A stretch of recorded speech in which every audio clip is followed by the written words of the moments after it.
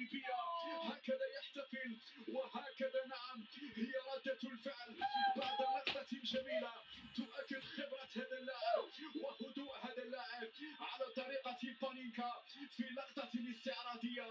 هكذا الصورة وهكذا اللقطة وهكذا الفنيات التي تظهر. أيوب الكعبي حطها بطريقة جميلة تحتاج إلى هدوء أعصاب، إلى تركيز كبير، إلى دقة متناهية. عوامل اجتمعت معك يا أيوب الكعبي لتضع هذه الكرة في الشباك على طريقة بانينكا الشهيرة. إذا 2-0 الكعبي يدون 10 أهدافه رفقة المنتخب المغربي كما كان هدافا في اللقاء الماضي أمام منتخب الكوت ديفوار عندما أتى بهدف التعادل. وردة فعل الجماهير المغربية عقب الهدف الثاني معك